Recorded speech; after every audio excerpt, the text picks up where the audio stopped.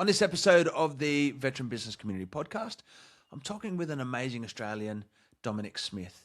Indigenous man, Army veteran and farmer, but a really classic entrepreneur. He's got some amazing products including Diramu Skincare, including Pundi Foods, and he also walks the walk with a great community initiative called Brotherwood.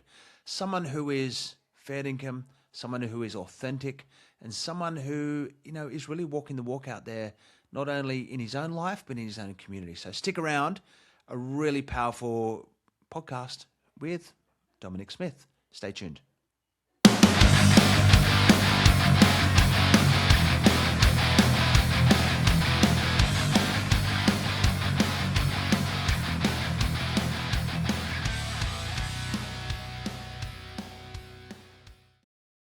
G'day there, my name's Pete Liston and welcome to another episode of the Veteran Business Community Podcast where I'm talking to Dominic Smith. G'day Dom, how are you today? Yeah, good mate. Yourself? Mate, I am really well. I'm looking forward to having a yarn and talk about your, mate, you're doing lots of different things. You've got skincare range, you've got farming products that you're turning into drinks. You've also got a really important organization called Brotherwood. But before we get into everything that you are doing, whereabouts in the world are you today? So I'm coming from South Australia in the Riverland, so about 2.5, 3 hours northeast from Adelaide. Beautiful country, mate. How many you on some land out there? Yeah, I've got 17 acres just near the Murray. So, yeah. Oh, magic. And tell us, going back, did you grow up in that country? No, I was actually born up in Townsville, so I'm kind of an army brat from back then and ended up joining the army myself. But I ended up in Adelaide going to an agriculture high school. Okay, yeah. Yep, and then I ended up here when I was about 16, 17. Yep. So then you grew up in Townsville as an army brat. You then ended up in Adelaide. Was that because your family got posted down there? No, we just had family down and ended up wanting to. Well, my parents wanted sending me to Airbray, so. Yep. Yeah. Agricultural college, and then what made you want to join the military? Well, it's been a family tradition actually, going back as far as we can remember. So my granddad, my dad, my uncles, all ex-army. Yep. Yep. So even my pop was in Darwin, when the bombing happened? World War And II, then and then my other granddad was in the Britain Army as an engineer. Brilliant. But you went into catering corps. Was that your choice? You always wanted to be a cook, or did you get sent there? Well, my old man was ex-artillery, so he just said pick a trade. I was going to go on as a truckie, but I missed that, so I ended up being a cook. So, not a bad gig, mate. And tell us a little bit about your army career. Where were you posted? What units were you with? So I was up in Darwin, 812. Obviously went to HMA Cerberus to do my cooking trade in Victoria, and that's pretty much it. So 812, was that when there was a regimental mess? So you were actually posted into the unit and you're cooking for everyone in the unit every day? Or were you in like a barracks mess? I spent most of my time in barracks mess. Gotcha. I was pretty quick with a knife, so. And how long were you in for? 3 years. Yeah. Got it. Mate, what made you think, hey, 3 years, that's done my time, enough's enough, time for a change? Well, it wasn't by choice. I kind of got injured, so that was the part of it. Oh, mate, happens to the best of us. Yeah. How old were you when you got out? Oh, bloody hell. Young fella still? Yeah, about 26, yeah. Gotcha. And where did you go when you got out? What was the next chapter? I kind of just went to Adelaide. I travelled around, so I ended up driving from Darwin to Adelaide, then to Halls Gap, and then come back for a little bit, and then ended up in Queensland driving. So, yeah, kind of just drifted for a while. Yep. Yeah. Mate, what ended up getting you settled in the Riverland? Was it the country, the Um, people? well, I always like when I came up here in 16, I actually liked the community, but then I went off to the army and then kind of come back because I knew people. But the thing that got me settled was pretty much my kids. So Yep. had my son, boom, that was my change, and my driver. Yeah, mate. You're a bit of a quirky bloke. You're about as regular an Aussie lad as it gets. You know, live on the farm. But you're quite the entrepreneur. You're a bit of a, I reckon, a quiet achiever there in the background. I just want to talk about a couple of your businesses first before we talk about Brotherwood. The first business, Diramu, have I pronounced that correctly? Yep, yep. So that's a Okay, skincare range. a skincare range. And the second one is called Pundi. Um, Yep. Mate, and that is, what does tell us about Pundi? So that's a bitters range, and I'm actually launching a soda drink as well in the next couple of weeks. Mate, I love it. Got to say, check out these websites. So you've got diramuskincare.com.au and pundi.au. Mate, I love the quality of your design. Who did you get to do the websites? So I've got a team in Adelaide that helps me build all this. So the other one was done in house with my business partner for the skincare range, Yep. and parts of it was done in Adelaide as well. Mate, they've done a really good job on the branding, and they really look ducks nuts, mate. Tell us, where did Diramu come from? What made you want to like get out and make this skincare range? Well, they actually all started on the farm. So uh, I started building like aquaponics.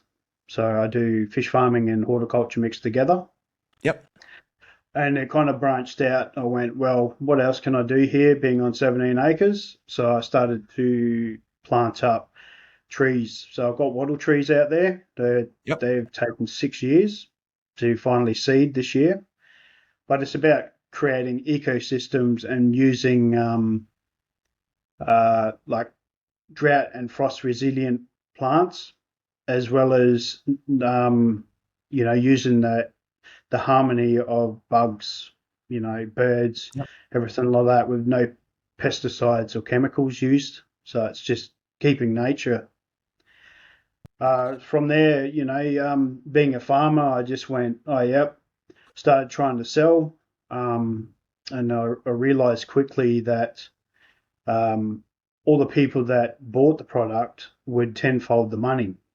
Mm. So I Classic, went, well, classic farmer conundrum, mate. I do all the yeah, hard work, you make all the coin. yeah, and I've got all the risk. So I started learning, and from there, I've got the supply chain. Why not just keep growing? So out of that came the Diramu Skincare. So Yep. it's about minimal water, minimal impact on the land, and then we got a manufacturer who I've partnered with. Um, she does the same thing with her processes. So it's about eco-friendly, limit the impact on the earth and minimizing water use. Mate, I love it. You come from the Yuin Nation, the Black Duck people, is that right? Yeah, yeah, yeah. So that's Tell us a bit south of about Sydney. tell us about the connection of being, an Indigenous Australian, and being able to work with the land and create these products. Well, it's funny because the more I go into, I've always been part of culture. So I was, going to high school, primary school, submerged into it, and I've always been outside, and that's where I've been calm, like most Yep. calm.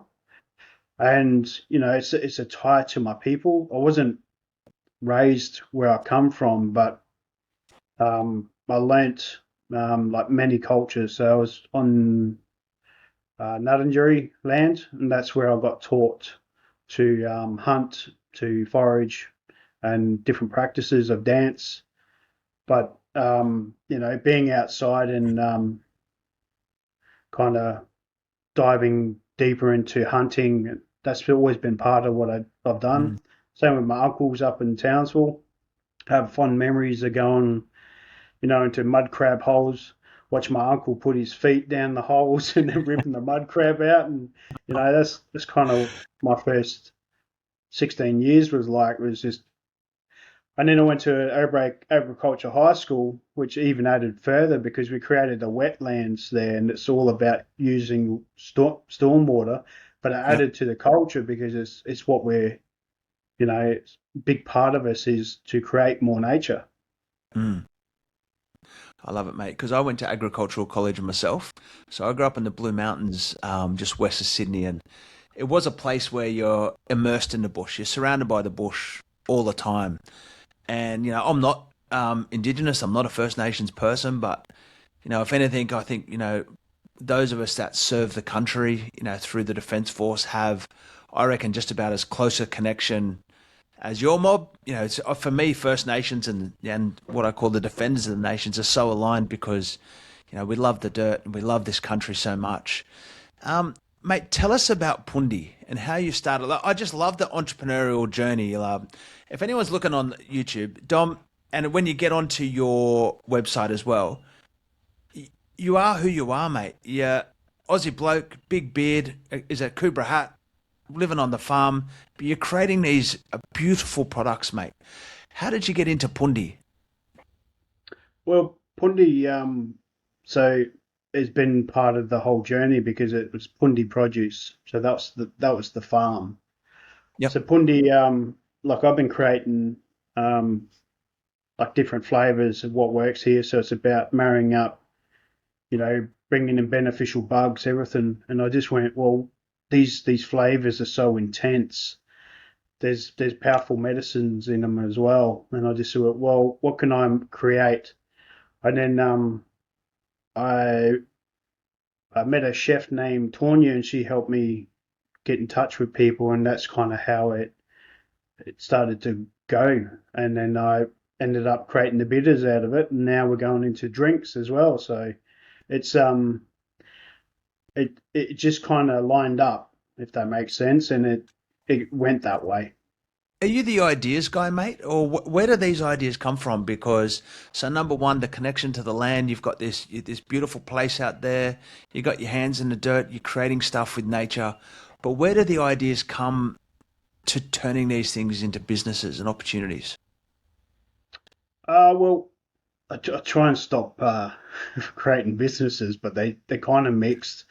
I just went, how can I create um, retail products that will benefit more on the land so that I can create more opportunity for young fellas, especially with mental health. So Yeah. that's where my whole mind changed because you can't do it just being a farmer Mm. because you're like I said, if I had 1 kilo and then created a retail product that is astronomical on how much you get back. So that's kind of where I went. And diversity kind of happened because, well, never put all your eggs in one basket. Yep. So in saying that, it's all connected because it's about having the ecosystems on the land. We're looking after land. The skincare is about looking after your skin. The the drinks that I'm trying to create, has um, health benefits on the inside, and then which travels into the mental health stuff because it's about, well, if you're looking after land, you have purpose. If you're looking after people from the land, then it's about mission. Mm. Yep. And then from there, the mental health is about education and full circle of getting some young fellas or people on the land to plant trees. It creates an ecosystem. I love this, mate. So, um, I'm going to skip now over to Brotherwood, mate. Tell us, what is Brotherwood? So, Brotherwood is a men's mental health business that I'm building. Yep. Uh, Basically, what I've seen just in rural Australia. Seen 7 young fellas end it, and I Yep. went, something needs to be done. It's always been part of my, since I've been farming. So I've completed a nursing degree, and just to add to this sort of project that I wanted to do, a veteran community has high, suicide rates as well. Same with Yep. farmers, and then Indigenous people as well. And I'm just like, well, how can I create something that will, reach people with their phone, as well as educate and uh, teach mental resilience. So we're creating an app and a digital course to try and help with that, and that's kind of what we're building. Mate, I don't. So I do know a lot about, the veteran situation. I haven't been on the land for many years now. After I finished agricultural college, I did work on the land for probably 10 years before I joined the army, and I joined the army late when I was 30, like from the farm. But mate, tell us what's it like? What sort of support services are out there for particularly blokes on farms? Um, they're starting to come now, but it hasn't always been like that. But at the same time, it's a complicated one because it ties in with, like for instance, so grapes have gone down the gurgler. So a Yep. lot of farmers around here are losing their livelihood and have to work and do other things outside of that or restart. A lot of people are selling up, sold all their water, and you know, like I know a couple of guys that ended it just because of that. So Yep. I think there can always be more done Yeah. when because like if you're looking at statistics, nothing's changed. And what about Indigenous communities? You mentioned that there was still a lot of, self-harm. Again, I'm not privy. I don't know a lot about Indigenous communities. Because you've got three hats here, mate. You've got the veteran hat, you've got the farmer hat, and you're an Indigenous fella as well. So Yeah, yeah, you've got a very unique insight on, the challenges and the strengths of those three different communities. yeah. Well, it kind of ties together. Well, at the one that spectrum, farmers have loss of income or Yep. loss of purpose and mission. Same with veterans, but same with Aboriginal people as well. So it's being out in the rural areas, there's not a lot of opportunity like you do in like bigger cities, Hmm. or there's lack of education. Well, I think across the whole board, not just for Indigenous people, but that businesses can be created now easier online. But Yeah. how do we teach that? Because often if you're hands-on, haven't got the capabilities to create that. Even though AI is making it easier, but again, you need education through how to create that or the knowledge to know where to go to create business. But Yeah. yeah, it's not an easy, you know. I think each group has its own problems, and that's why suicide rates are so high.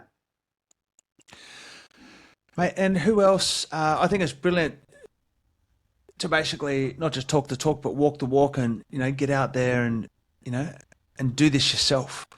Um, One of the programs I really love here that you're doing in Brotherwood is let's call it Boys to Men's program.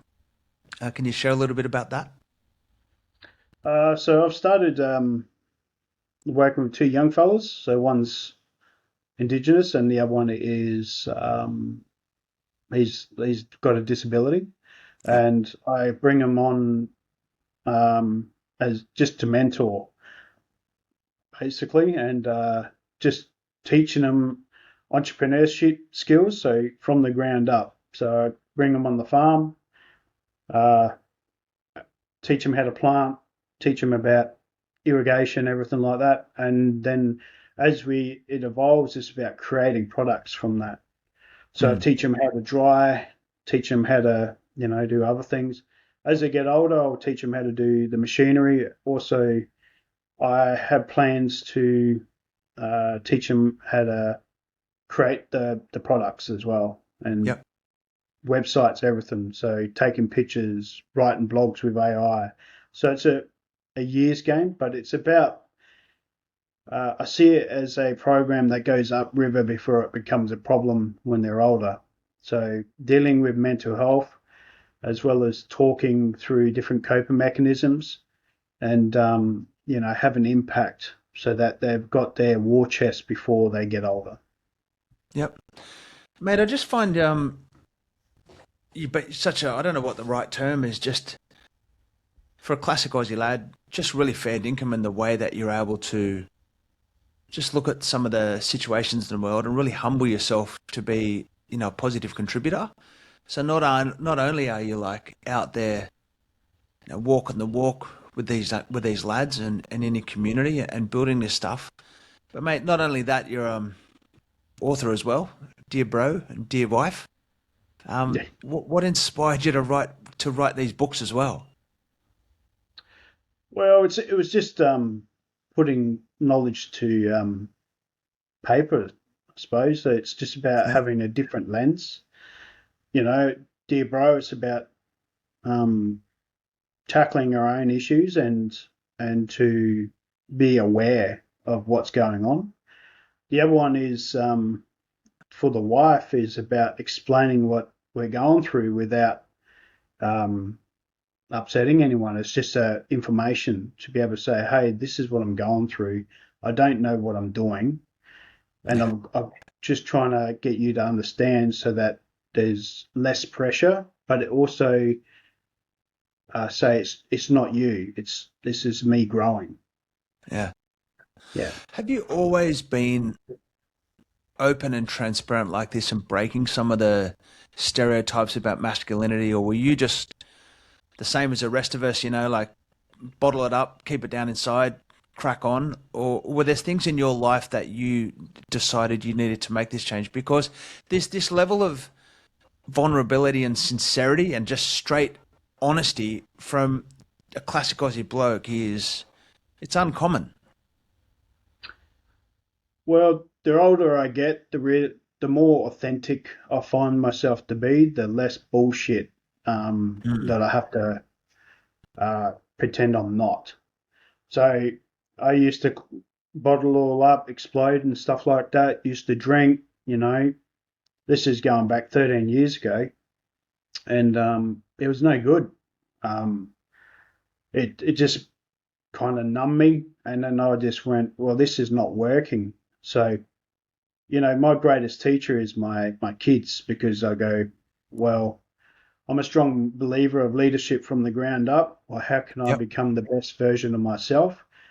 And that's being honest with myself and saying, well, you know, if I keep drinking and exploding, then that's just unhealthy. So I started to learn more about, well, okay, well, how am I feeling? Because the truth is that we all feel, we just Mm. pretend we're not.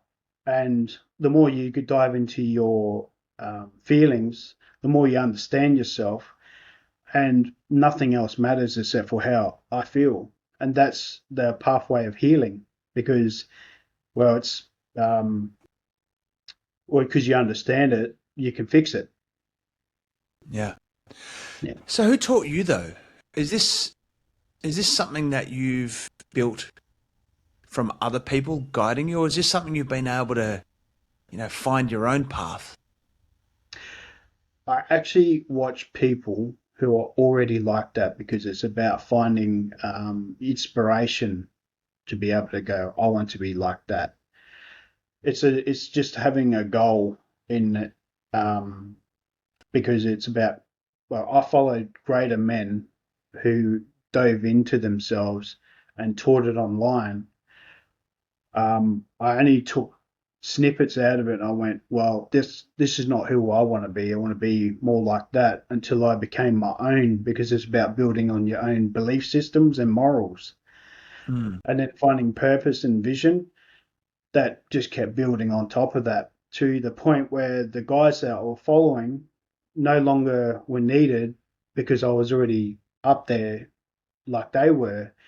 And that's kind of how it evolved. And now it's more about finding other people for education and building on my own belief system blocks. And there, it just like it took 15 years, but I continued to learn, and that's how I kind of came to be like this. Because you got you got 9 books now. The Grit Guide to Anger, the Dad Joke Mantle, the Grit Guide to Focus, Built to Last, Grit Guide to Sleep, Wounds into Wisdom, and the Boys to Men Guide. Where do you get your? Also, what's your writing technique? Do you have to go out by yourself? Are these books take a long time to write, or you just get in there and smash it out? Because I think everyone's got a book in us, but you just seem to be able to just capture these really important concepts and get them down. Well, I'm lucky because AI has come a long way, but it's not created by AI. It's because you can actually talk to your phone Mm. and you can actually articulate things in a way that, um, you know, from life experience, and then get AI to help you structure it so it's in a better um, system for reading. I'm Yep. not I'm not the best at anything. I just use tools to help me go further, and that's what business is. It's about simplifying what you can give with maximizing outcomes with minimal effort, if that makes sense. Well, mate, no one plows a paddock with a horse and plow anymore. We use the tools that are in front of us, and why not? But a couple of the books here, your grit guide to anger, how to control it before it controls you. The simple line here, because breaking stuff won't fit won't fix what's broken inside you. They're just really important messages, Yeah. and it's got to come from men like you, people who have got lived experience, to be able to share these lessons with each other. So, mate, I just really appreciate the work that you're doing here. And just like, again, we can talk the talk all we like, but going back to that, walking the walk, how do you feel? Have you reached a sense of contentment with your purpose and where you are and where you're going? You're still hungry? Uh, but so with my purpose, I like helping people, so that's never going to stop. Yep. Um, and I figured that the more money I can earn, the more people I can help. So that's what I'm trying to do. So with with that in mind, like that's the mission is to create wealth to be able to create programs. And Yeah. I've only got a couple of I'd like 10 young fellas that I can mentor over their life so they can have different outcomes. But you can't do that without money. So it's about creating opportunities to be able to do that. Mm. Mate, I'm 100% aligned with you there is, one of the things that the veteran business community is all about business. It's all about being commercial. It's about creating, wealth and opportunities and a better life for us. But it's not just about the money. It's what we can do with that and our effect on the world and our responsibility of what we do with it. And our continued contribution. And I think that's what makes us very different about, again, the veteran business communities. The thing that binds all us together is that we've served. And the fact that we've served means we continue to do that on the other side. And then our businesses give us the vessels to continue that contribution and the service. Um, how do you? I'm going to go back to your business now. You got the farm, you've got Diramu, you've got Pundi. What are your biggest lessons for people out there in either starting a business or really nailing into this retail space? Well, everything has a lesson in it, even in failure. So, um, one of my favorite quotes is failure way to success. What doesn't work you can change, and then you keep going forward. Because something else like will come up, and then you learn your lesson from there, and that's how business is done. Where I first started on the farm, I had 2 hailstones come through. First year, and then 2 years later, it just wiped out my whole crop. But Brutal. what I learned from that is that those plants became more resilient, and then now they're starting to grow now like fully, but they'll never ever be the same as when they were put in. Yeah. And that's what I transfer into business, because the person that went in is no longer the same person that's at the other end, where like I'm having these conversations. Yeah. I love it, mate. And this is where I say it nearly every episode, but the selfish joy I get by meeting people like yourself, meeting people of purpose and of, commitment and really learning off you. So, mate, what's next for you? Do you get out and about? Do you travel much? Are you pretty, stuck in the Riverland? Because that's where you're home and that's where everything's happening? Oh, no. I actually went to Japan just to learn over there about business not long ago. So I've been Tell us, lucky to. tell us about that trip. Well, they had a Indigenous week for like nations across the whole world, and I got an opportunity to go over and meet people, and it was just an eye opener for culture from different people like Canada, America. Yeah, it was just amazing in Japan as well, because their culture is just, yeah, it's just like it was an amazing experience. Never been out of the country into a non-English speaking place, and I was Yeah. just like, the first time I've ever had that sort of level of anxiety because it's so new. Yeah. I had no idea what I was doing, and I just went. Um, like that, and a week later, and I was just like, wow, this is.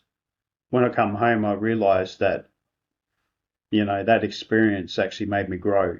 So no, Oh, I love it, yeah. mate. Mate, I'm gonna wrap it there. It's just a real pleasure getting some time to hang out with you, mate. Like I think you're veneer or you're just regular Aussie bloke, mate. Regular Aussie bloke, big beard. You look like a big bear. Very softly spoken. But mate, you are walking the walk, and not only from your products, from your business. And I'd ask everyone, go out and have a look at Pundi and Diramu. They're beautiful websites. They're beautiful products, and I just love the way you've been able to capture this. But I think, mate, I don't mean to sound a bit funny here, but I think you're a beautiful person, mate. There's just something inside you that has a sense of purpose, that has a sense of connection, and mate, you're out there doing things in the world. Brotherwood, what a great brand name.